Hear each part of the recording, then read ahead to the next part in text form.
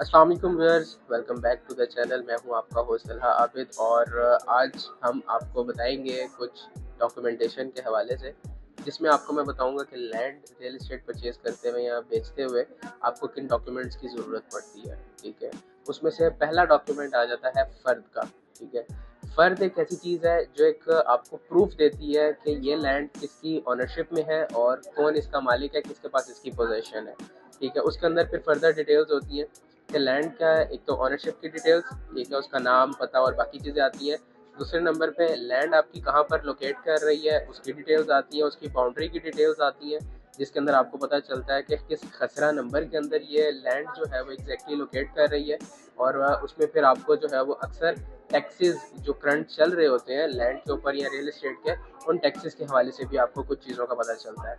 अच्छा, अब फ़र्द की अगर हम बात करते हैं तो फ़र्द आपको इशू होती कहाँ से है या फ़र्द हम इशू करवा कहाँ से सकते हैं और कैसे फ़र्द इशू हो सकती है।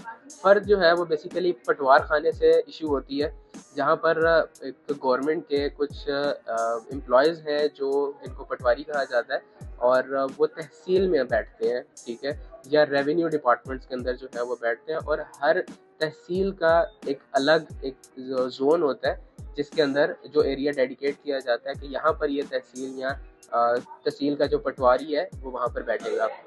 और उसमें हम उनसे जाके जो जिस भी लैंड का आपने लेना है उस लैंड के ऑनर का नाम, उसका आईडी कार्ड नंबर, तो वो आप उसको बताएंगे और उसकी कुछ डिटेल्स बताएंगे, खसरा नंबर बताएंगे, तो आपको जो है वो उस प्लॉट की या उस लैंड की जो है वो फ़र्द निकाल के पटवारी आपको हैंड ओवर कर देगा।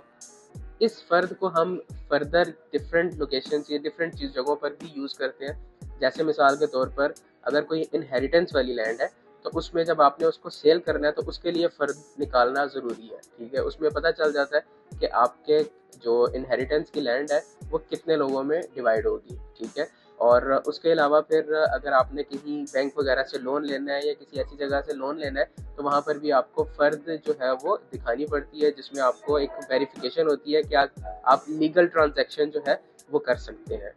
और इसी तरह की मज़ीद कुछ वीडियोस से आगाह होने के लिए और फ़ायदा उठाने के लिए आप मेरा चैनल मस्ट फॉलो, सब्सक्राइब और शेयर करें।